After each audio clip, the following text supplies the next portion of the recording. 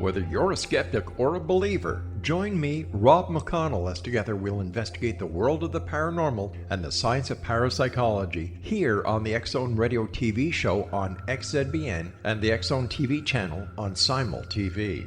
Since 1990, the X-Zone Radio TV show has been the place where people dare to believe and dare to be heard.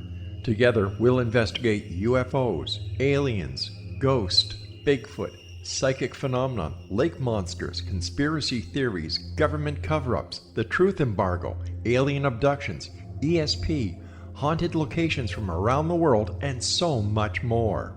With over 28 years of broadcasting and more than 4,500 individual guests, the X-Zone is truly a place where fact is fiction and fiction is reality, as evidenced by the credibility, integrity, and professionalism of the guests that we bring to our international audience. If you have seen a UFO, had a close encounter, seen a ghost, Bigfoot, lake monster, or a story that you would like to share or have investigated, contact me, Rob McConnell, by sending me your email to xzone@xzoneradiotv.com, or you can call toll-free 1-800-610-7035, extension 143, and on Skype, X-Zone Radio TV.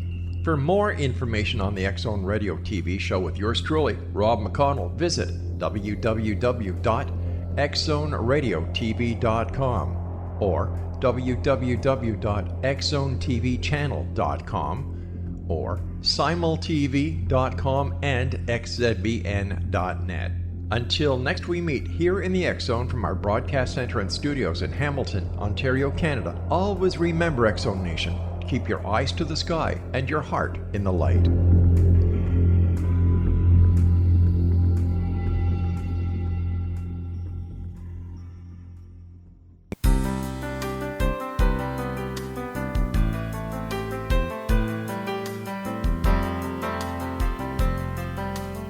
Welcome to Mission Evolution Radio Show with Gwilda Wiyaka, bringing together today's leading experts to uncover ever-deepening spiritual truths and the latest scientific developments in support of the evolution of humankind. For more information on Mission Evolution Radio with Gwilda Wiyaka, visit www.missionevolution.org. And now, here's the host of Mission Evolution, Miss Gwilda Wiyaka.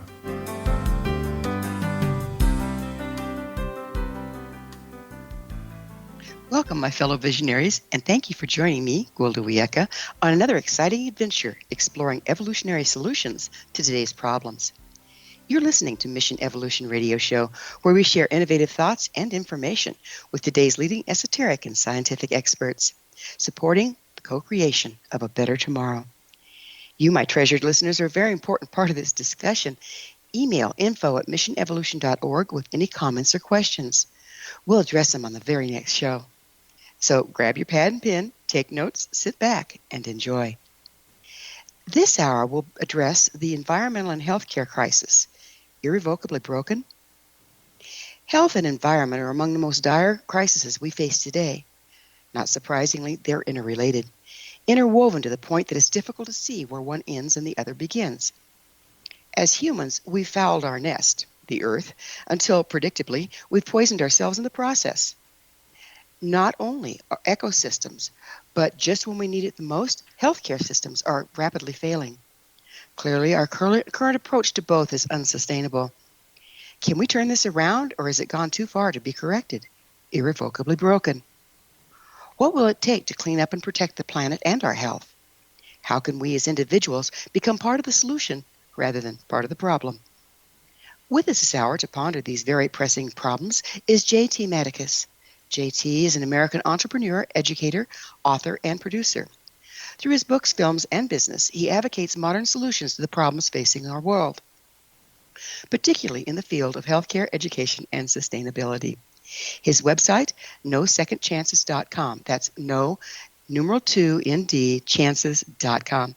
J.T., on behalf of our listeners and myself, thanks for joining us on Mission Evolution. Thanks, Gwilda. So, what's your educational background? Oh, boy. I went to Pepperdine University, studied business, went to the sales force, did some sales. And my last gig was selling pharmaceutical drugs. and the doctors that I was selling to wanted me to be more than just this salesman that knew a lot of medicine, at least the medicine that was in my bag. So they encouraged me to go into the medical school and hopefully into the medical field. And so I studied medicine for 5 years. The European education system is usually a 6-year program. And I didn't quite finish because I got married and had kids, and I put it on hold. And I started teaching medicine on on YouTube as Future Doc House and DOC House, a nod to House MD, as well as starting to write. I wrote questions and scenarios for students to practice their medical knowledge, which actually ended up turning into a question bank. It's called QUPI, QUPI.com. This question bank has over 10,000 medical questions to help medical students practice their medical knowledge. Fantastic. So how did you become interested in healthcare and sustainability challenges?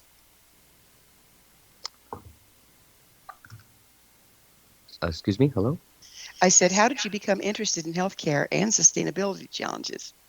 Well, the more and more I studied medicine, the more and more I found out that there was people, there was just not enough doctors. Even in my own personal life, the wait time to see a specialist is 3 months. It's 6 months in my world. Oh boy. For the regular provider. Yeah, that's not sustainable, And Yeah. I always well, I'm not dying, but I always say, well, what if I had something life and death, but I didn't know because I couldn't see a doctor for 3 months. It didn't used to be that way. Of course, I'm pretty healthy, so I don't go to a doctor all that often. Mm-hmm. So when I do, the differences are really standing out. And the doctors now seem extremely stressed out. You can't see them for, like we were just talking, 6 months just for my normal practitioner. And I'm sent to the hospital with something that doesn't need hospital care, or I suffer for 6 months. What happened? I think what happened was the insurance companies became for-profit. They used to be non-profit. And a pool of money, the point of insurance is a pool of money gets collected in case, God forbid, one of the persons that are pulling the money into this fund gets sick. And it became for profit, so now we're paying exorbitant amount of monies to big CEOs to cut costs, to reduce costs, to find ways to increase premiums and pay out less, which is a big shame because, for example, I just had eye surgery on my eyes. It's to correct strabismus, which is a lazy eye, and to correct my double vision. And the eye drops, which is it's not even anything different than Neosporin, but in an eye drop form, was $158 with insurance, of course, with insurance. That's the copay, right? That's the copay. They pay $50, and I pay $158, and the cash price is $200 some dollars. And this is Neosporin. This is antibiotic, a cream, in an eye drop form. I think it's embarrassing. We are one of the United States is one of the most powerful countries in the world with great medical and scientific advancements, and yet we're charging our citizens a god-awful amount for something that was created 30, 40 years ago. Right. It's sad that that it became a money industry versus a healthcare industry. But within that, medical doctors are not faring so well. I understand depression and suicide has gone up in medical professionals drastically in recent years. What's going on with that? Yeah, last year I gave a little a talk about that to let my colleagues know, if you are suicidal and if you are depressed, seek help, because it is unfortunately true. The doctors, the medical professionals, they have to always put on a brave face. They always have to face life and death and make these decisions, and you can't save them all, and over time it gets to you, and also you're overworked, stressed, in some cases even underpaid. You've sacrificed a lot. You may have sacrificed relationships to become a doctor or to be a doctor even. And that's what we're facing, and that's not fair. That's not fair for many of my colleagues. Right. I'm a preceptor for the University of Colorado School of Medicine, and I teach docs, young docs all the time. Hmm. And I've noticed when they first go into school, they are just these beautiful altruistic people. But then by the time the system gets a hold of them, it just chews them up and spits them out now. And it didn't used to be that bad. No, they become jaded, unfortunately. Well, not all of them, but a lot of them do, unfortunately. They become jaded. And it's always the regrets. You've sacrificed 8 years of your life in the American system, 6 years of your life in the European system, with the full intention of caring for people, taking care of people, providing a service, and the rewards aren't there, and you find that out maybe a bit too late when you've already gone through all the stages. Again, it still seems worse than it used to be in that. I went into my doctor, and he comes back to me and says, well, I'm going to get a hold of your insurance company and see what they'll let me do for you. When did the insurance companies start calling medical shots? That's not right.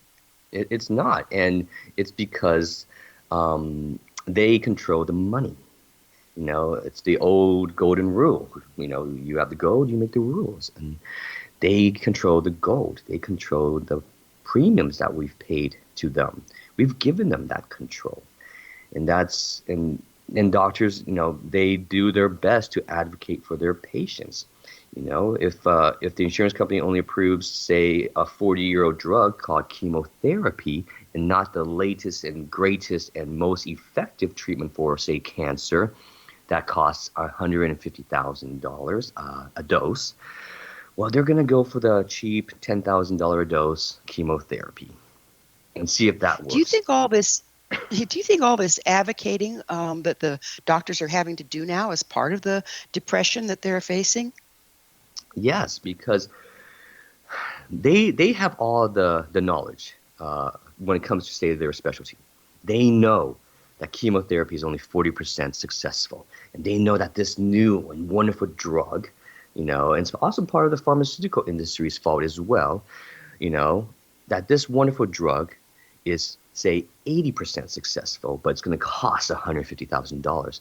Now it goes to the insurance company. The insurance company has a pool of money, right, after they pay all the salaries and wages of the top CEOs that are running the show, $40 million salaries, for example, that they have the rest of this money that go to the benefit of the patients. Now they have to reduce and cut costs, because if they have, say, $200,000, well, if they burn one dose of cancer treatment at $150,000, now they only have, $100,000 left.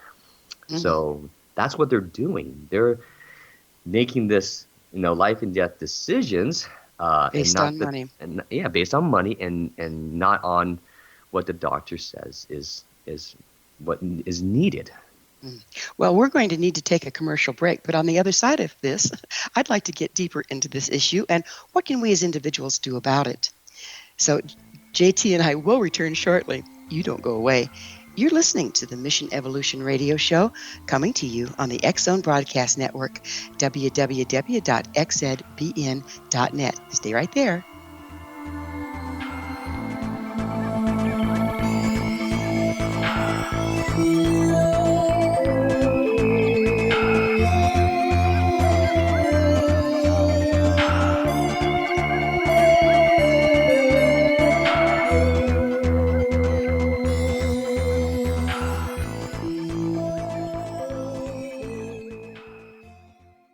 Patty Conklin grew up in Brooktondale, New York with a unique ability. Unlike others, she could see how the vibration of words and emotions affected the physical body. She discovered how to release stored emotion and facilitate healing. This began today's Conklin method of cellular cleansing. The private practice grew with tremendous results, as did her reputation. More and more people sought her out, bringing her into the home for healing.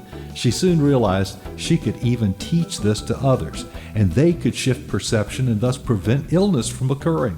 Patty Conklin quickly became a frequent keynote speaker, and she developed a curriculum for teaching the Conklin method of cellular cleansing. For more information, visit pattyconklin.com. PattiConklin,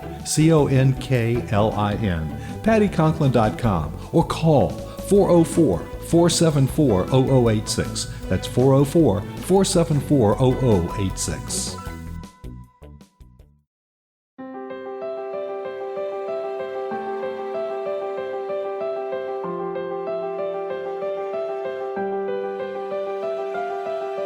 Mission Evolution is dedicated to the well-being of the planet and animals, as well as the evolution of humankind.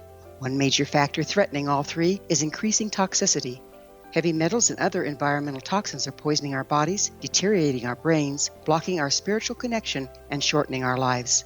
Yet these poisons are extremely difficult to remove. I'm Gwilda Wiyaka, and I recently became aware of a product created from the marriage of nature and nanotechnology called Vitality. It's formulated from zoolite, whose crystalline structure binds toxins, gently carrying them out of the body. The light is only as clear as the window through which it shines. Clear your body, shine your light into the world. Visit vitalityhappens.com for a 20% discount. Enter code PATHHOME.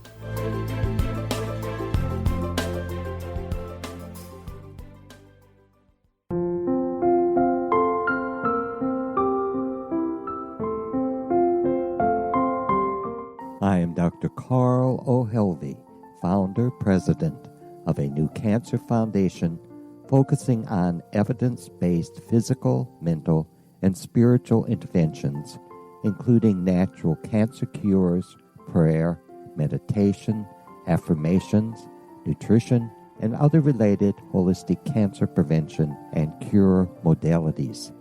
These are used in cancer education, research, and financing care. I ask for your help to continue this important work by donating at www.holisticcancerfoundation.com.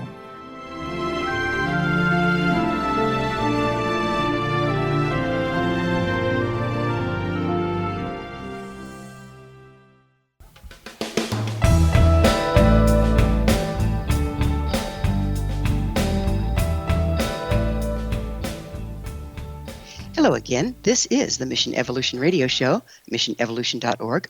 I'm Gwilda Wiyaka. We really value your opinion, dear listeners. Email me at info@missionevolution.org and give me your thoughts or questions so we can share them on the next show. This in from a listener regarding the episode entitled Evolution of School Systems. LC states, I liked many of the guests' thoughts on improving the culture of schools. However, it may look good on paper, but isn't it a huge undertaking that would cost a lot of time and money? How practical is his protocol? LC, thanks so much for sharing your concerns. Dr. Bulak did indeed offer many valuable techniques, but at the end of the episode, he and I agreed while many improvements can be made, ultimately, violence in schools is a cultural problem, not a scholastic one. Curious listeners? Visit our archives at missionevolution.org to hear the evolution of school systems and send us your take on it. With us this hour discussing the environmental and healthcare crisis is J.T. Madicus. His website, NoSecondChances.com. That's no, numeral 2, ND, chances.com. JT, we were just getting into, we're kind of in a mess here. There's not really any great answers. We can't get the health care that we need because the decisions are being made monetarily versus the well-being of the individual. However, I'm really big into personal empowerment. If we sit around waiting for the system to change, we're going to be waiting a long time. What can we as individuals do to start turning this around? I think we should burn insurance companies down. Insurance companies used to be for not-for-profit. Let's create our own not-for-profit and make that insurance company the most powerful insurance company in all of America and give them the money to do the right thing, to do the right job, and not money for profits that goes to the CEO or to the bottom line. That's what we need to do as citizens. Another thing that I'm trying to do as a medical activist is create a platform, an educational platform to make education of medical students much cheaper, much more affordable. You think about most of these medical students are drowning in debt. Let's not kid ourselves. They're drowning in debt after 8 years in the American system and 6 years in the European system. They're drowning in debt, in medical school debt. So Medicine is theoretical and, of course, practical. The theoretical general knowledge part should not be expensive. We have Wikipedia, we have Google, we have the internet. We have Yes, but the internet is not regulated enough to be reliable. Sometimes you read something and it's true, and sometimes you read something and somebody's great idea that's not necessarily true. How are you going to work around that? Well, you got to create platforms built by medical professionals. For example, I've created QUPI, QUPI.com, which is a database of over 10,000 multiple choice medical questions to help medical students pass their exams. And this is something that was, I had a huge advisory board of doctors and educators that help me create this.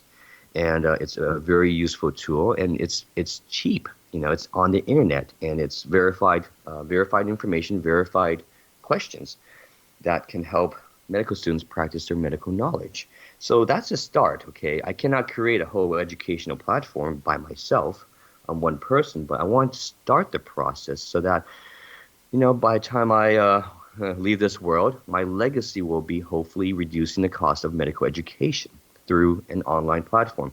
Now, when I say reduce, is because at the end of the day, we still have dissection labs and microbiology and practical classes that, you have to get hands-on. You have to go to a physical location. You have to interview the patient. You have to, figure out their symptoms and diagnose the patient based off of, say, their symptoms or the lab results. And yes, that's the practical training. But if I can save half of the cost, because the first 2 years is theoretical and general knowledge, well, that's half the burden that a lot of the medical students are undertaking, in a sense. Do you think you can maintain the quality when they're self-studying online versus in the classroom?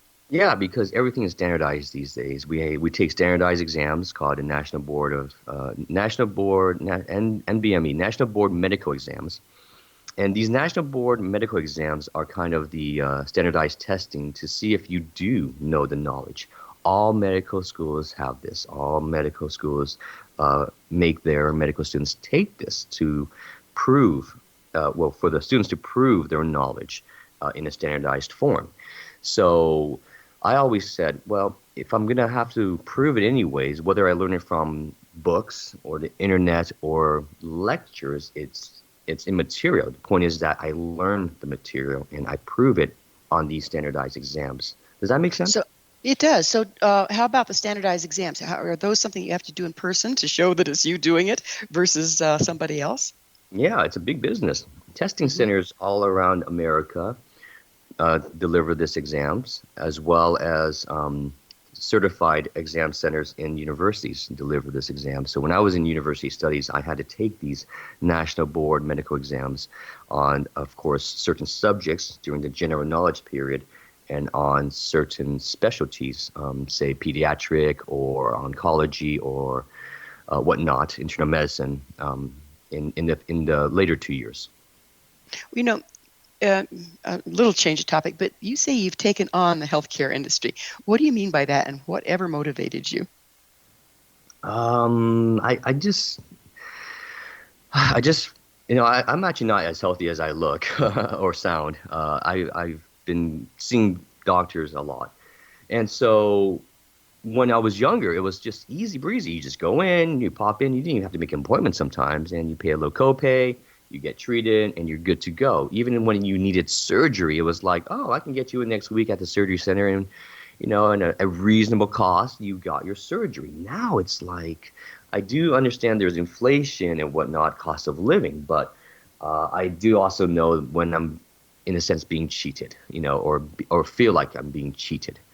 And so that's what has happened over the course of my life. I'm 37 years old. And so, and of course, I also went into the industry to help. You don't try to become a doctor without wanting to serve others. And the more and more I was in medical school, unfortunately, yeah, maybe I became a bit jaded.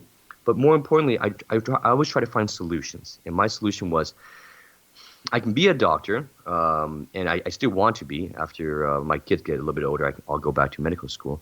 But the point is that in the meantime, I should try to do things to make medical education fun again, bring the joy back to medical education in a sense.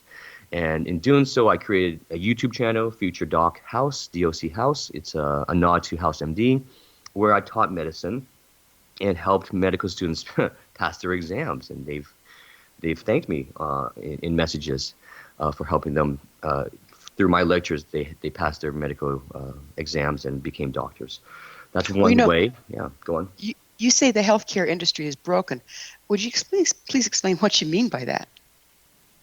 It's broken because of the insurance premiums keep rising, the availability of care keeps diminishing, and the cost of treatments keep becoming more and more unaffordable.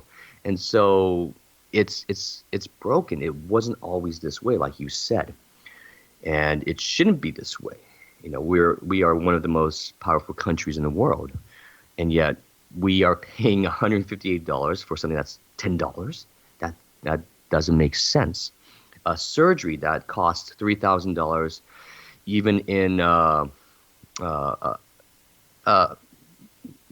okay. How about this? A surgery that should cost $3,000 is being billed at $15,000. That's the truth. No, let's not confuse. I got 7 stitches on my finger because I accidentally cut it, and the bill came to $5,000 for the ER visit. $5,000 for 7 stitches. Yeah, it's out of control for sure, and yet it seems to be escalating rather than backing off. As far as it keeps getting worse, I guess is what I'm trying to say.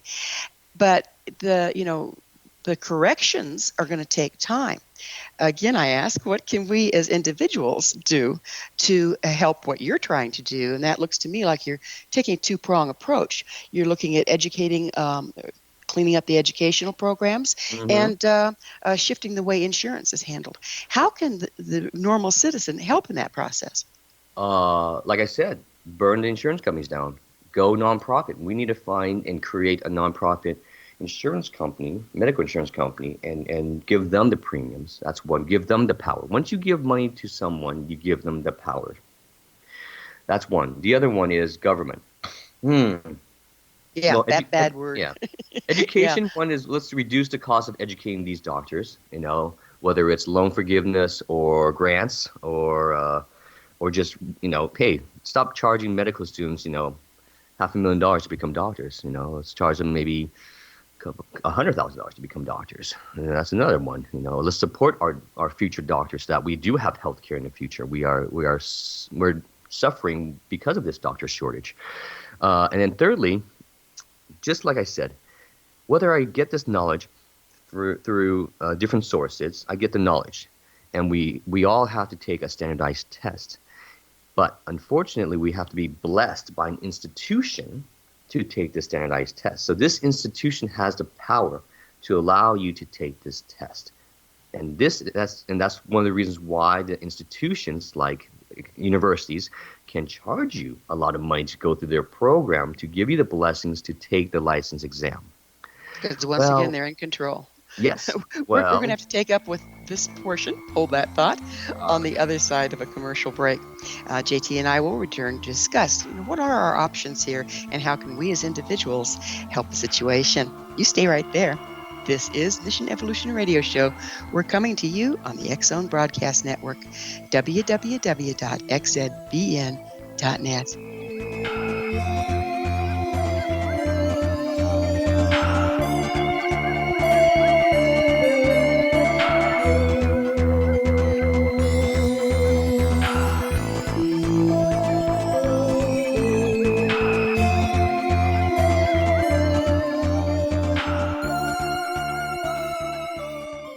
Audience. If you have seen a UFO, had a close encounter, seen a ghost, Bigfoot, lake monster, or a story that you would like to share or have investigated, contact me, Rob McConnell, by sending me your email to xzone@xzoneradiotv.com, or you can call toll-free 1-800-610-7035, extension 143, and on Skype, X-Zone Radio TV.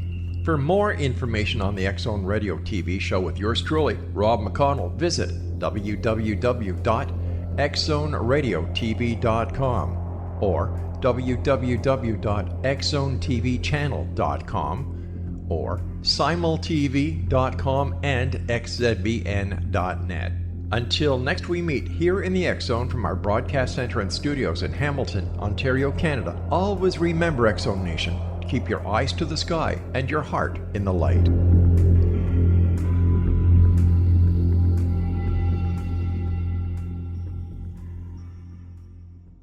Join Patty Conklin and Healing Within Radio each week. More than entertainment, Healing Within offers educational, useful tools for everyday life. Listen for help overcoming fear, anxiety, and depression.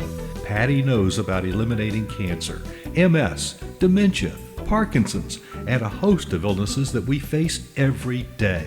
Life can be good. Life is good. All you need are simple tools to start changing your life. Start right now by visiting pattyconklin.com, PATTICONKLIN. No matter where you are in the world, you can work with Patty through Skype, phone, or in person, visiting one of her retreats in Georgia. Visit pattyconklin.com today or call our offices at 404-474-0086. That's pattyconklin.com or call 404-474-0086.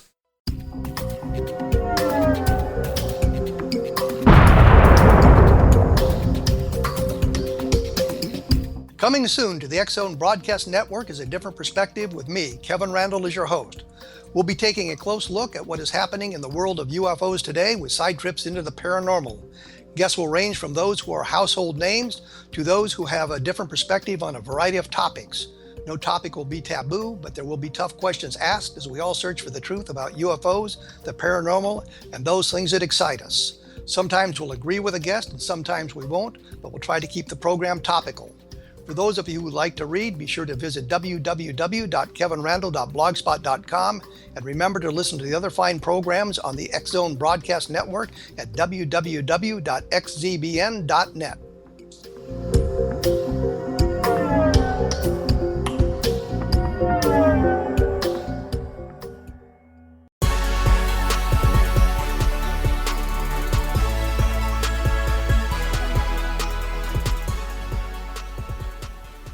Welcome back. This is the Mission Evolution Radio Show.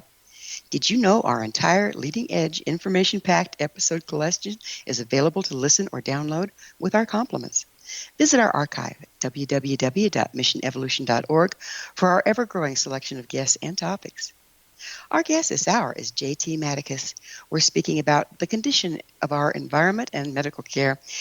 J.T., how can our audience learn more about your projects and health-related ventures? Well, you can find me on Facebook, JT Madicus, Madicus, Instagram as well.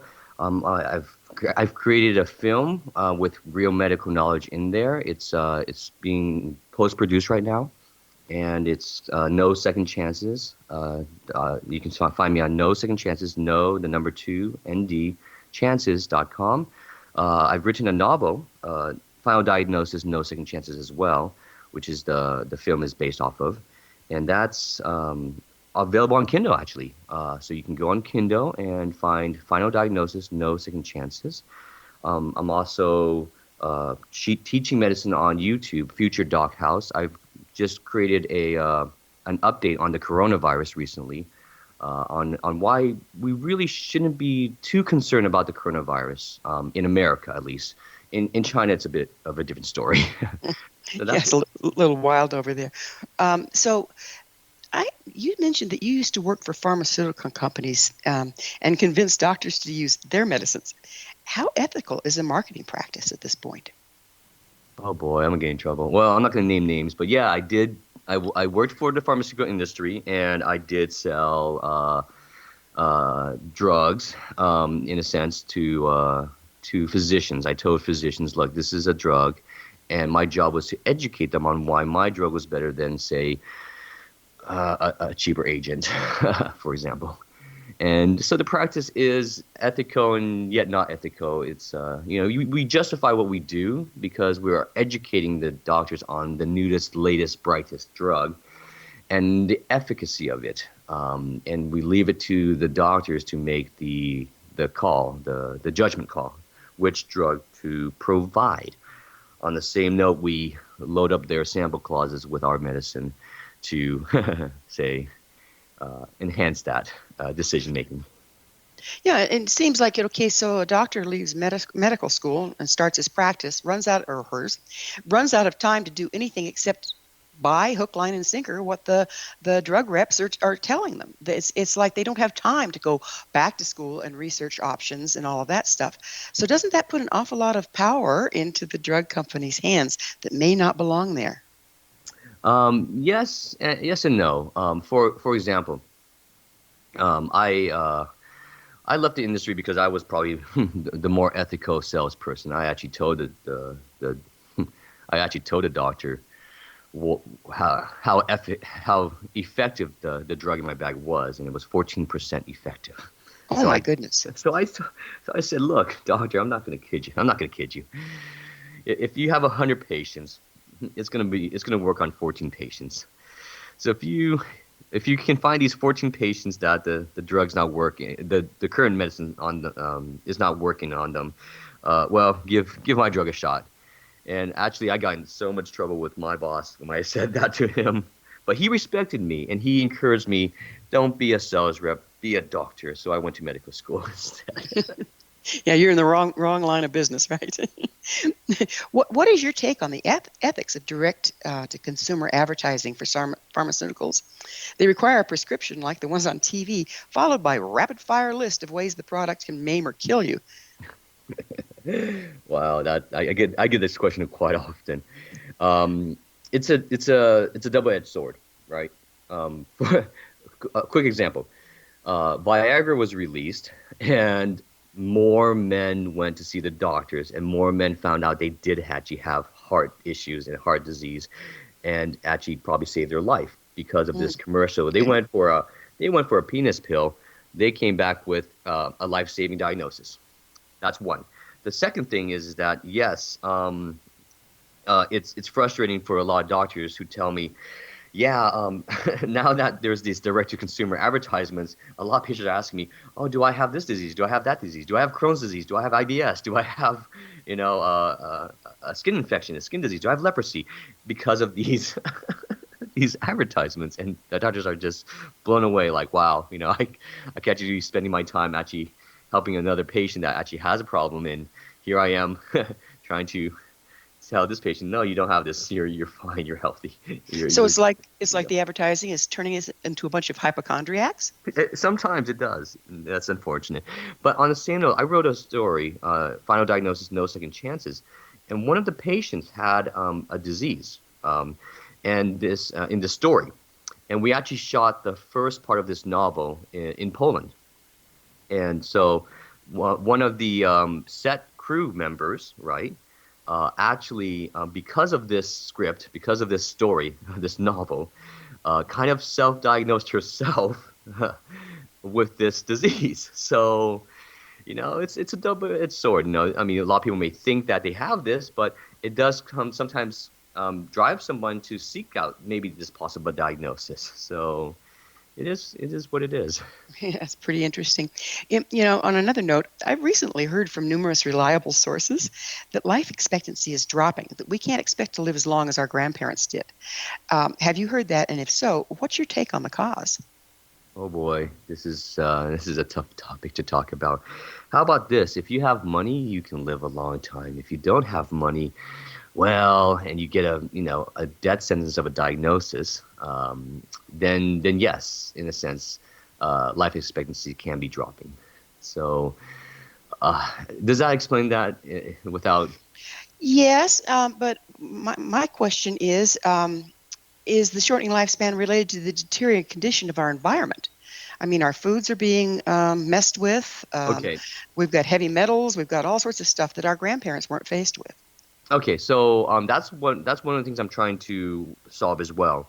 Is we have a doctor shortage. We're going to have a water shortage. We have 7 billion people that need water, and we are surrounded by salt water. Okay, so water's a closed system, though. How do we have a shortage of that? How do we have a shortage? Mm-hmm. What's causing our shortage? What's causing our shortage? One, we're using too much of it. Two, we're polluting it. 3, climate change, whether it's man-made or just environmentally, cyclical. Climate change causes certain areas to be in a drought and other areas to be flooded. So in a sense, there is a water shortage at any given time in certain parts of the world. The point is that how do we get water to those areas that need it, or to areas where the water is tainted, is polluted, is causing death and disease? For example, maybe places do have water, but it's been so polluted and dangerous to even drink. And so they drink this water and they end up with a bacteria infection or an amoeba infection, a parasite, and things like that. And now the water that they need to survive is also the same water that's killing them. So that's the situation we're in. Now, go on. No, go ahead. Okay, so the solutions are obviously desalinization plants, which if it's great if you're near an ocean, but it's also energy intensive. So do we burn oil and pollute the earth with more CO2, a greenhouse gas, to get the water that is going to keep us alive? That's one solution. Another solution is what I've kind of created. One is water purification systems, but again, also energy intensive. When you're dealing with, say, disinfecting the water and getting it back to a form that's drinkable. Yeah, that's an interesting topic I want to bring up there. It's like, in the States here, we're still mostly chlorinating our water, and yet there is a known carcinogen created by chlorine interfacing with organic matter. So there's a known, it doesn't go away after the chlorine evaporates, so we're putting known carcinogens in our water on a regular basis. How can we turn that one around? Well, chlorine is still the cheapest way to disinfect water. To money. To purify water. Yeah. It comes back to money. I mean, the other way is radiation. So you're talking about UV light. You can use UV light to disinfect water, but UV light takes energy unless it's from the sun. Obviously, the greatest disinfecting is the sun. The sun will burn everything. The UV light will burn everything from viruses to bacteria to a lot of things cannot survive under the sun. We have skin for that reason, and hair and whatnot, pigmentation in a sense. So that's how powerful the sun is. So we can actually create purification systems that doesn't use chlorine but uses energy in the form of UV light, UV radiation. And that gets expensive. So again, it comes back to money. What I'm trying to do is actually pull water from the air. At any given moment, you always have a 5% to, even 100% humidity in the air on the Earth. There's only very few regions that are so arid that is 0% humidity. So if you have a device that can use and harness the solar energy to create water from the air, well, I think that can have a global reach. Absolutely. You don't have. Well, I'd like to pick up on that. That's a fascinating topic on the other side of our commercial break, but we do need to take one. JT and I will be back shortly to continue our discussion, so don't leave us now. This is the Mission Evolution Radio Show, bringing new solutions to an old world. We're coming to you on the X-Zone Broadcast Network, www.xzbn.net.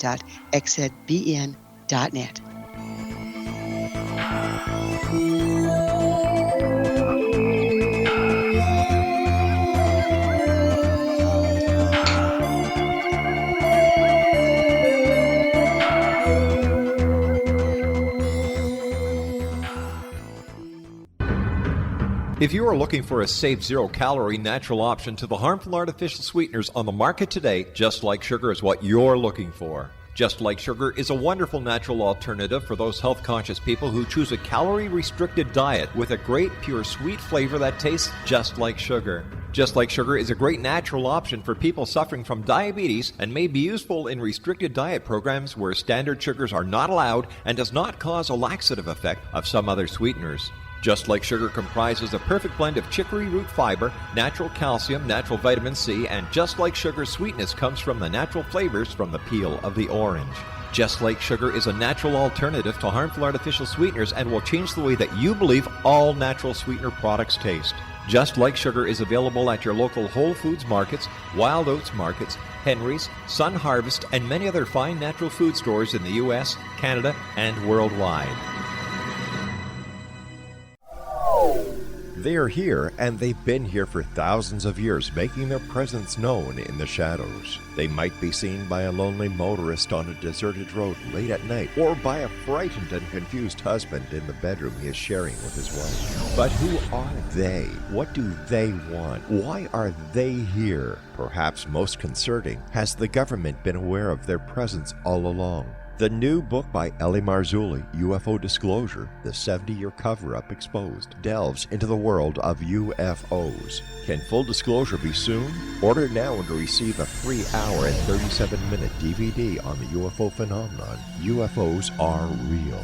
Get both the book and the DVD, a $40 value, for only $19.99. To order your book and DVD today, go to lamarzulli.net. That's LAMARZULLI.net. You have heard of the X Zone? Now watch it on Simul TV, plus 500 video games, live TV channels, free video on demand, worldwide, and more. Does this sound like tomorrow's television? Well, it is, but you can have it today, right now. It is Simul TV. Simul TV offers what the others only wish they could provide. 15 exclusive channels like X Zone, sci-fi, and horror. We are worldwide. No other provider offers that. 500 built-in video games. No need to have an extra expensive system. We have them included. Free video on demand. Live streaming events from around the world, interactive online network, and much more. Tomorrow's TV today. Simul TV. Sound too good to be true? Well, it's not. You can have Simul TV today. Sign up at simultv.com. Do it today.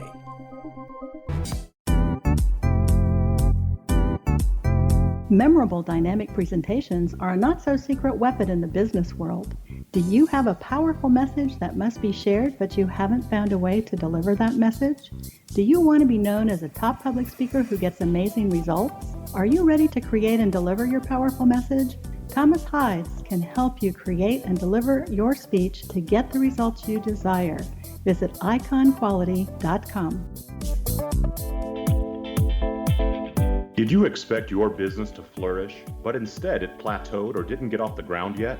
Would you like to achieve massive goals and discover new sources of income within your business? When you're ready to experience that type of success with fast results, Cindy Hendricks is the business coach for you. Her work with entrepreneurs and business owners has been life-changing. To get you and your business where you want to be, go to imaginemoresuccess.com. Has the fear of public speaking stalled your business or personal life?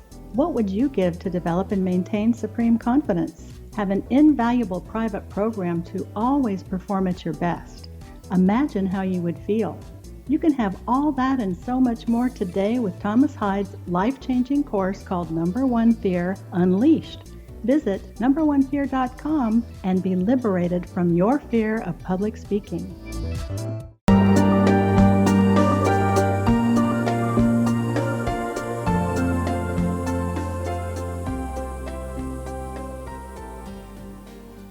Hello again. This is Mission Evolution Radio Show, bringing together gifted people of service to the world. I love to hear from our listeners. Your thoughts are very important to me. To suggest a topic or guest that you think would be of interest, email us, info@missionevolution.org. This hour, we're sharing thoughts with J.T. Madicus. His website, ND-chances.com. We were starting to get into ways of purifying water, and I personally have been very vigilant about making sure I have an RO water purification system in my house. I'll forego other things in order to have clean water. How important do you see that in people that are living in municipalities and this and that? It's going to be very important in the future. It's the water that will be coming from the pipes will not be safe to drink. It's already starting to happen, not as much on the media radar as it should be probably. But yeah, even I have a reverse osmosis unit in my house. The water that comes from the tap has been treated. And when I say treated, obviously with chlorine, with agents to disinfect, to make it pure, but obviously on the cheap, on the municipal level. So we are facing a water crisis, but that's not even the half of it. There's a shortage sometimes. So there's drought seasons. And there's times where I'm a California, I'm from California. We go through droughts. They tell us stop watering our lawns, let it die, stop flushing the toilet, things like that. Mm-hmm. And so what if this drought actually lasted not 5 years, but 10 years? Now where are we going to get the water? Not only that, we need water to grow crops for food. So water is so important, and that's why I've created something called Aquadon. I've just sent it for prototyping. And it basically uses very, very little energy, the energy that you would get from a solar panel, to pull water from the air. Because at any given moment there's humidity in the air. And right. I used to teach wilderness programs, and there's old things from out of the desert communities that you can actually distill water from the air without using any energy at all. Exactly. There's definitely like survival tactics to do that. And that's for, say, a survival individual person's needs. But what I'm trying to do is I'm trying to create devices that can solve, say, a bigger community problem. Right, but you're working on those principles that have been around forever, right? Yes. It's important to go back to that. There's things that worked that we just kind of dropped by the wayside. Well, that's always my goal. Always use existing technology, affordable technology to solve the problems. Inventing things costs money. Inventing things, for example, actually there is a material that does this already, and it's $100,000 for the material to create 1 liter of water. Wow. How many people have $100,000 for the material? And so I found that fascinating, but maybe 10 years when it's more affordable, that's going to be the great material, the material of the future to solve the problems. Yet we're facing this problem today. So what can we use today? What material can we use today that's affordable and efficient? And so that's what I've done with Aquadon in this project. Well, it's fantastic, because I know water is one of our most pressing issues.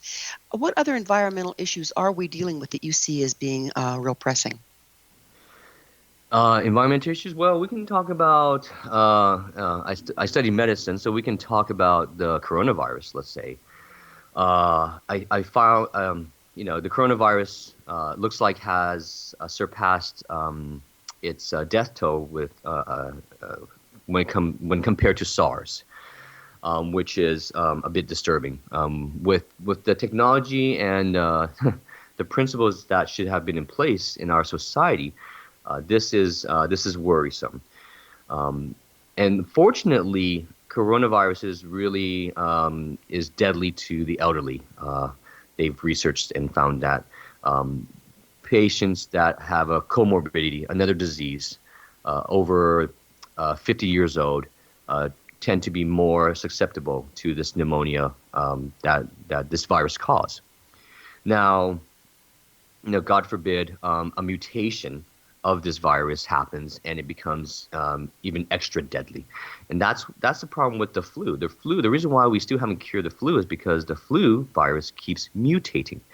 And so every year we're going to lose 10,000 to 20,000 people worldwide a year to this virus that's been in existence for years, forever in a sense. I've got a curiosity.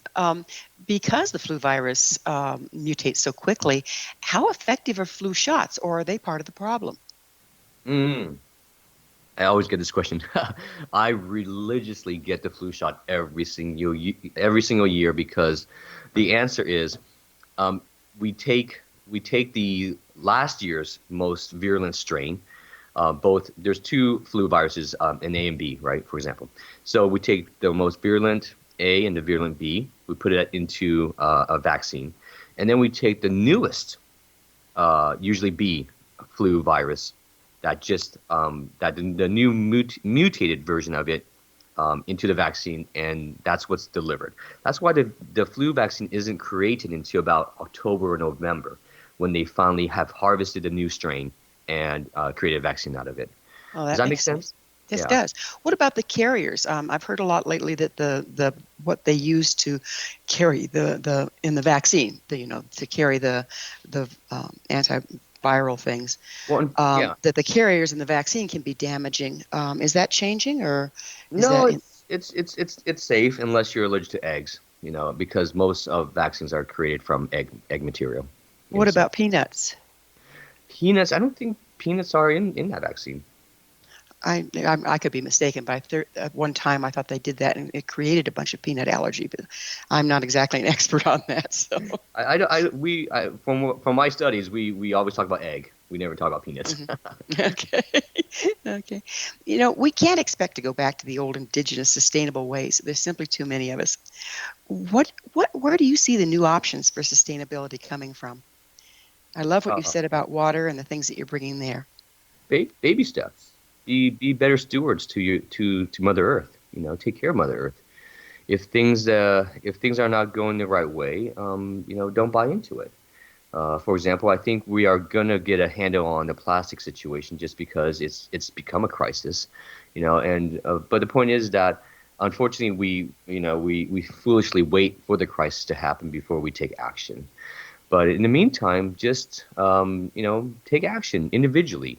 Have your own little garden. Be conscious about how much water you use, how much water you waste. Turn off the lights. Baby steps. Take care of the earth. How about being visionaries? How about looking at the patterns that are developing and intervene before they become a crisis? That's where lobbyists comes into play. I mean, powerful corporations kind of run the world at the moment. And it's maybe I'm jaded, but if we don't buy into these corporations, these lies, that's one way to go about it in a sense, in my opinion. So if we understand that right now the systems are run on money. Money's the basis behind everything, not the well-being of the individuals. Yeah. Can we choose not to participate? We should choose not to participate, but then again, it comes back to money. If you are of the elite class, the wealthy class, you can choose not to, do certain things because you have the wealth and the means to do it. For example, a Tesla car. You can buy a Tesla car, but it's $40,000-$50,000. But how many people can afford a $40,000-$50,000 car? They buy a used car and that burns petrol. Well, we have about 1 minute left. JD, what is your vision for the future? My vision for the future, oh God, apocalyptic? No, that's a bad joke. My vision for the future is that we always wait to the last minute. We always wait to the 9th hour to decide, well, maybe this is the wrong direction we're going to go, and we have to make changes. So we will fight for our survival. We will fight to stay alive, and unfortunately, hopefully, it won't be too late. That's my vision of the future. My job is to raise my children properly, one step at a time, do baby steps, take care of the earth, and be respectful to the earth and to each other. That's beautifully stated, because raising our children properly, bringing them up with the vision to see through this stuff and to make different choices. Yeah. I think that's one of the most important things, don't you? Well, we take an oath in medical school: do no harm. We do no harm. That's the goal. That's a good way to go. JT, thank you so much for coming on the show. Unfortunately, we are out of time. Thank you for having me. It's been my pleasure. Our guest this hour has been J.T. Madicus. JT is an American entrepreneur, educator, author, and producer who advocates for modern solutions to the problems facing our world in the fields of healthcare, education, and sustainability. His website, NoSecondChances.com. That's numeral 2ND, chances.com. Remember, our entire information-packed past episode collection is available for listener download free of charge. Visit our archives at www.missionevolution.org for our ever-growing selection of guests and topics. This has been Mission Evolution Radio Show with Gwilda Wiyaka on the X-Zone Broadcast Network, www.xzbn.net. Join us next time as the mission continues, bringing information, resources, and support to our evolving world.